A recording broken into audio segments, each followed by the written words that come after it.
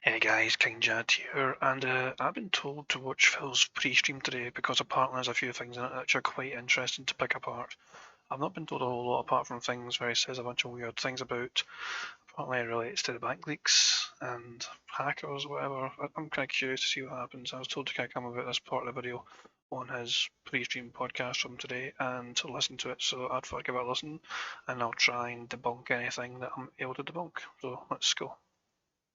Fuck. And there's people who've literally been doing this for a year and can't get the console yet. It's fucking ridiculous. Okay? So, it's a joke.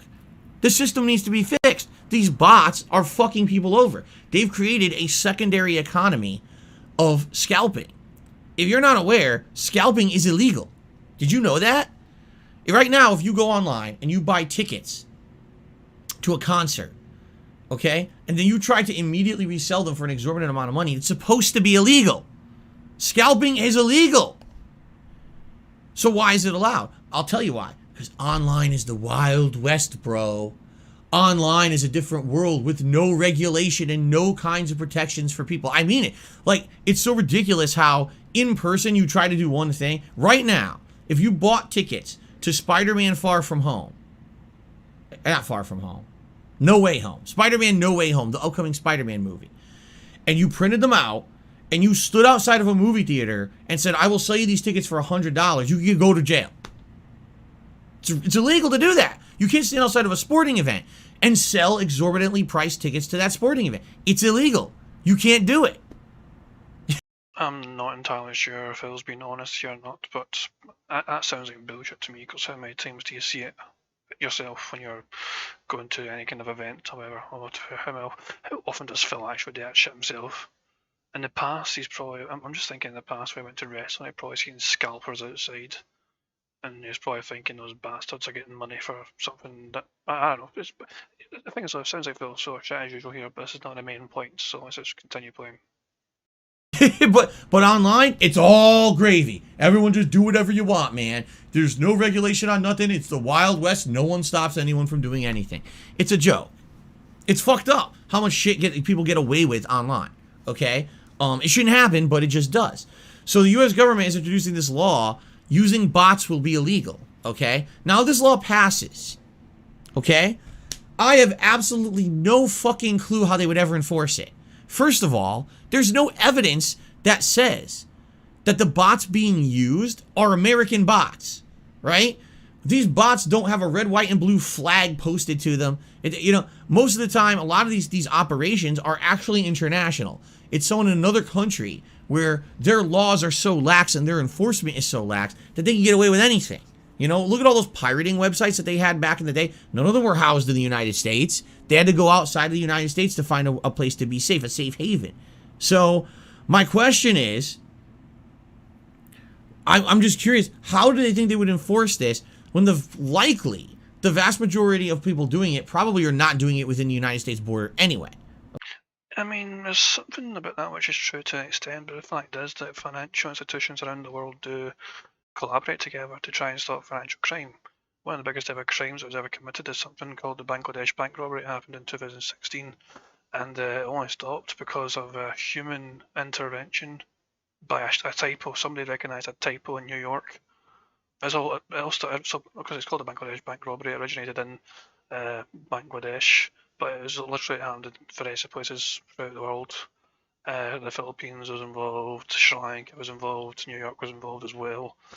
So a bunch of security hackers. There's 35 different fraudulent transactions were issued by security hackers via the SWIFT network. So there's a payment network called SWIFT to illegally transfer close to $1 billion from the Federal Reserve Bank of New York, their account there belonging to the Bangladesh bank. So 5 of the 35 transactions were successful in transferring 101 million, with 20 million traced to Sri Lanka, 81 million traced to the Philippines. Now they got all the money back from Sri Lanka, but only around 18 million, I think, of the 81 million for the Philippines has been recovered, and most of that money transferred to the Philippines went to 4 different personal accounts. So the fact is, this is one of the biggest bank robbery to ever exist in the world. It happened because of obviously online hackers or whatever, and it's just trying to take advantage of some loopholes in this bank system But the fact is, it stopped not because they were looking out for some crime. It's because somebody in New York, when they were looking at one of these transactions, noticed a typo in one of the payments. And when I done some more digging, we realised these payments were actually fraudulent. They shouldn't have happened, and it put a stop to it. A typo stopped one of the biggest bank robberies to ever exist in the world. And obviously they still lost. Like they can't account for 18. I think it was 18 million. I said of the almost 1 billion. It's crazy amount of money. Fucking they tried to get away with, but obviously some money still unaccounted for. And there's been a whole lot of investigation about it. There's been a whole lot of digging, but it's got a very fascinating story. I would recommend looking into it yourself if you want to. But the fact is though that when it comes to big banks as well, for example, and trying to get money around the world, there is obviously a lot of countries trying to get one over on each other, but there's also individual players at play here trying to also make themselves rich from whatever means necessary, and obviously some countries will work together to try and put a stop to that. But I just thought the fact is, it feels like, oh, it's internet, it's the Wild West, there's no way you can prove anything. There is to an extent. There is to an extent you can prove some things. Obviously, you might not be able to prove who, also you got like you got sometimes whenever Russia does something, people just say, "Oh, it goes all the way to it's off in Russia." That might not always be the case. Sometimes it is state action. Sometimes it's not state action. It's just trying to identify what is and what is not a country trying to just use individuals to do things for the country's own good. It's one of those things. So how do you prove that shit? Yeah, Phil, to an extent, is full of shit here, but a lot of it obviously is foreign. But it's not a case of all these countries are lax on their laws. That is not a situation at all. A lot of these countries will work together and try and stop these crimes from happening. And sometimes the criminals are just quite smart, and there's a really good operation going. And as I said, if this typo had never been spotted, it's possible this was not going to get picked up. But that was just a security fault from the Bangladesh side, I think, from their base in India. And it's only a guy in New York spotting a typo that stopped that. Okay? And even then, even if it was discovered, oh, look at we found out that the vast majority of bots or whatever are in the United States. Who's going to go after them exactly? Because I'll tell you right now, all right? Just to be honest, over the years, I've been the victim of major online harassment, okay? Slander, defamation, but not only that, people who actually have impersonated me, people who've gone out of their way to fuck with my life personally behind the scenes, all right? Which is completely illegal. Things like identity theft, it's illegal. You can't do it. It's federally, you can't do it. Reach out to law enforcement about stuff like that and see what they tell you. I challenge you to do it, because I have. Multiple times over my 13 years as a content creator, where I've experienced some pretty heinous things that have happened to me behind the scenes as a result of being an online presence. I've reached out to law enforcement about it and said, what do you guys recommend? And they're like, we can't do nothing. There's nothing we can do. I think that Phil's trying to imply here that the bank leaks data is not entirely from him. Now, let me try and debunk him straight away there. Bank leaks data is obviously, we've got Phil's bank account information to an extent of we know what his sort, we know his bank details, but we don't actually know how to make payments from his account to anything else. When somebody has your account number and sort code, all people could do is make payments into that. You cannot make payments from that unless you have more details, like the security code on your usually bank cards, well, no bank cards, but anything like debit cards or whatever. They will have a 3-digit code in the back, which kind of confirms that is you making that payment if you know that wee security code, and also the long card number as well at the front. And that information I don't believe is public knowledge. Phil only has that information because it's his card and he has those details stored at his end. The only information we had at our end was for informational purposes, where we were able to see Phil's bank information, and also somebody got into it to an extent and they tried to set up, like, I think they tried to experiment with what they could do with it, and I think they said, oh, we could try and make a new account or whatever from that, but I don't think it would have actually led to much change in that regard. I don't think. See, I'm not too clued up in Bank of America stuff, but the fact of the matter is that nobody can take back Phil's bank account information and then make payments from that to do their own thing. Because even though they had the sort code and account number shit, and they had like Phil's fucking, what do you call it as well, the social security or whatever, they had that information, but as far as I'm led to believe, as far as I understand it, nobody could just get that information and then just use Phil's account to pay for her own things. That is not how it works. You need more information from that account. You need like a security code, for example, as well. That is like the one big thing. You need that little security code, a 3-digit security code. I mean, in the UK, anyway, it's 3 digits. And it may be different in American banks. But Phil trying to imply that hackers have got into his bank and made a bunch of different transactions to iTunes and DoorDash, that is just absolute nonsense right there. Because the only thing that anyone could do with Phil's bank account information that was publicly available after somebody got into it, the only thing that could be done is people could make payments into it. If you have somebody's sort code and account number, you can make payments to them. You can't just take payments from them. And so how do I know that shit? Well, apart from it being like a fucking common basic knowledge kind of thing, because it's very limited information to be able to do that, I work for a bank in the UK, and in Scotland I work for a bank. So I know this sort of shit also I hear about every day in a sense. I know a bit about bank security details and fucking things to look out for. So Phil is definitely trying to rewrite history here and rewrite the facts of how things can work, and he's definitely trying to imply that not all the bank leak data is from him. Which is just incredible, and if anyone buys that, and let's be honest, it's Phil's fan base, of course they're going to buy it, they're going to believe everything he says.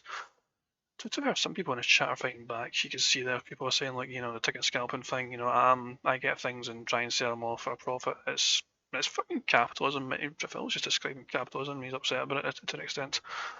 Also, there's some things as well that shouldn't happen, obviously. People can get a PS5 because somebody mass bought a whole bunch and then resold them for a profit. That's just capitalism in action as well. I don't like it, but at the same time, it's just kind of a definition of capitalism, isn't it? It's kind of weird, but we'll keep playing. But bottom line, Phil seems to be full of shit, and he's trying to rewrite what the bank leaks mean, it looks like.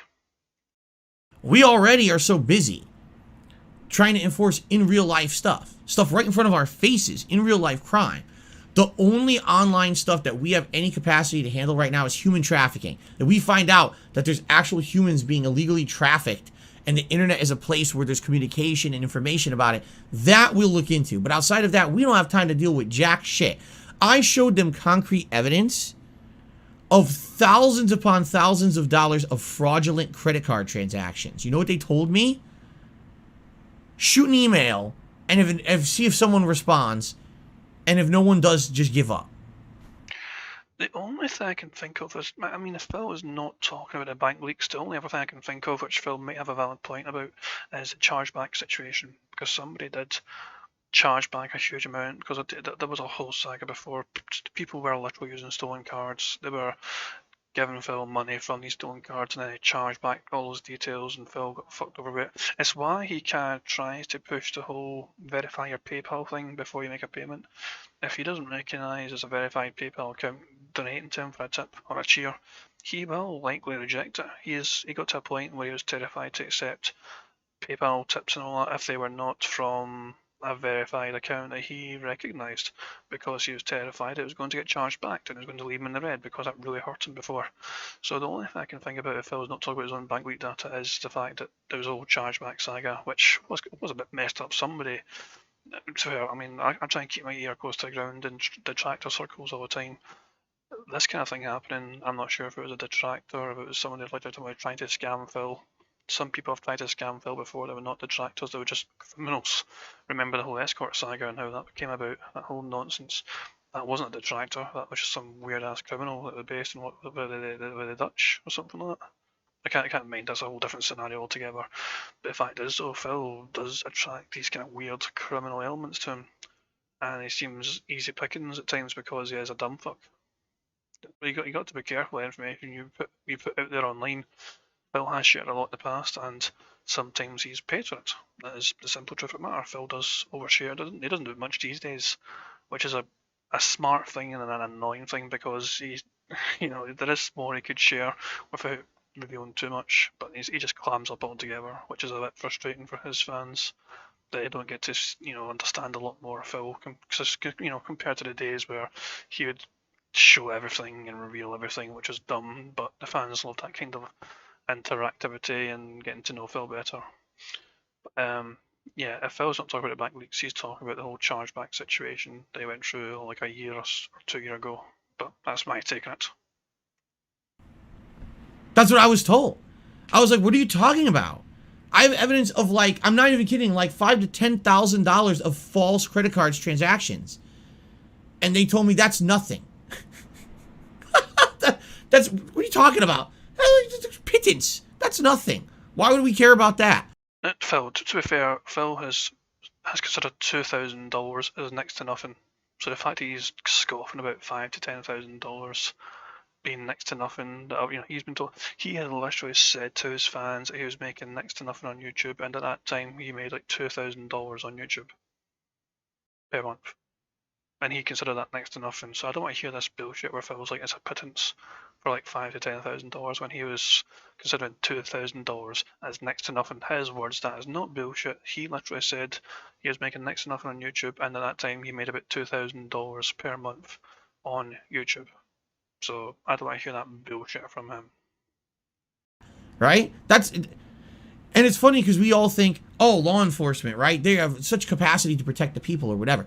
They're like so stretched thin in their efforts to just keep order out here on your street that the fact that you would think that they would go online and do anything is like a joke. Like, what are you, out of your fucking mind? You know? You contact the FBI, you want the FBI will be like, yeah, okay, so how many millions of dollars? What? How many millions of dollars of fraud happened? Well, not million. Okay, well, goodbye. We don't have time for that. You see? So, to me, I hear, oh, this is interesting. Okay? This is interesting because we're going to make a law that says bots online to buy products are illegal. Okay, great. Now, these websites know that bots are buying stuff. How do you enforce the law? Exactly. When you have a website that's running, okay, there's not a human at the end of every transaction on a website, an e-commerce website. How do you detect that a purchase is a bot versus a regular human? And how do you shut down the purchase from a bot because it's illegal for the bot to buy from you? What's going to end up happening is the government is going to make a law, but then say, oh, it's the responsibility of the businesses to enforce it. But the businesses don't work for the government. The businesses don't have the means to do that. The government is going to make a law and then have no one to enforce the law. It's also a bit dumb, but can't you just use those kind of prove you're not a bot capture things for buying things online? Would that not be a legitimate strategy? Like, if you want to buy this thing, just prove you're not a bot by like ticking this box and typing this like randomly generated word. It's like squiggly lines, or click all the boxes as a picture of a plane in it or something, whatever kind of strange means they have to prove you're not a bot. Would that not be a simpler thing to implement? It would be a bit annoying to buy things online if you had to do that, but wouldn't that stop bots though? That's just mad dumbass thinking. Like, the ways to try and prove you're not a bot in other ways and means when you're fucking doing things online, would that not work if different places like Amazon implemented that or whatever? I don't know, it's a bit strange. To be fair, if Amazon implemented that, it would be quite frustrating, but if it stopped bots buying like tons of shit, it might be a good thing. Who knows? So what's the point of making the law? It's kind of like we're making a law that no one could ever do anything with, right? So why did we make it? Besides maybe a showboat effort. Oh, we want to show that we care about the modern people here and the problems they're having. And we know that there's technology that people want to buy and they can't buy because of bots and scalping. So we'll pretend like we care, but unless they actually go out of their way and set up like, okay, we're going to have a special internet task force and they're going to crack down on bot transactions. We're going to find a way to detect them, to hunt down the bots, to find the people and prosecute them in real life. Okay? Great. Okay, I don't know. I've not actually watched this Prestream at all, but somebody told me, I think it's talking about the bank leaks. I personally am not believing this is about the bank leaks. I'd be disappointed in Phil if he was trying to make this about the bank leak data, because to me that makes absolutely no sense whatsoever. I think he is talking about he was legitimately going through like hundreds and hundreds of dollars, and it was actually into the thousands, I think, at one point, because he was getting massive tips from stolen credit cards. These were stolen credit cards, and people like were just randomly making these large donations and then charging them back afterwards, and they were kind of successful in charging them back because it was like fraudulent details that were also fraudulent cards that were used. And Phil was getting absolutely hammered by this, and he was in the red on his PayPal side of things as well, just because he wasn't being stringent enough with accepting tips before. He was just accepting them all from all sources before. I think it was a Superhound thing. It may have been a Superhound thing before, I'm not sure. But yeah, Phil absolutely got hammered with this before in the past, which is why I think in this situation he's talking about that. And to be right, that was something that was, it was not a detractor thing. So I'm sure the detractors were number one anyway for Phil at this point and blaming them, but as far as I'm aware, no detractors were behind, no normal detractors anyway, like fucking, you think about the fucking detractors you see online and all that shit, and some of the more prominent ones and all that you see on YouTube, for example, as well. I don't believe any of them had anything to do with that kind of shit happening. For the most part, detractors document. Not a lot of detractors are responsible for actually fucking with Phil in real life. Your evil AJ does This Is How You Don't Plays, and of course he lives rent free in Phil's head because he is the creator of that. And fucking Phil goes and all that shit. And then you got fucking guys like Keemstar, who's also not a detractor as his own guy, but he calls Phil out, and because he's such a prominent figure, he lives rent free in Phil's head, level 1 and all that shit. And then you got guys like Tevin, who just literally just talk about Phil. But Phil, being Phil, Tevin was quite well known. Still is well known, to be fair, but he's moved away from the Phil stuff. And I don't know, I still think Phil's a bit of a racist, a wee bit, because he just singled out the one black dude that was calling him out for his shit. It's just so funny, and plus Phil bites his nails anytime he sees a random black guy on the screen. It's a very weird tick. Very weird habit of his for him to do. So I think Phil is a little bit racist in that regard. That's why I might have went for Tevin because of that. Because there were there's tons of others, tons of other people he could have went for, but he goes after the one black dude. Very strange. But bottom line is, I think Phil is talking about the chargeback saga and not about the bank leaks. That's my take on it. I didn't realise the video was this long, guys. I'm sorry. I'm going to end things there, I think, because I don't think anything else is going to happen from this. It looks like he's finished rambling about this little thing. I'll just quickly make sure. But if it's just, oh, well, it's illegal that there's bots, and by the way, we don't care, you figure it out, then what was the point of you even doing it? Yeah, I'm not sure if you guys want to say anything else or not, but I covered the things I wanted to cover anyway. It's been a long-ass video, I'm sorry about that, guys. I'm going to end things there. This has been King Jad. Hope you enjoyed the video. Peace out.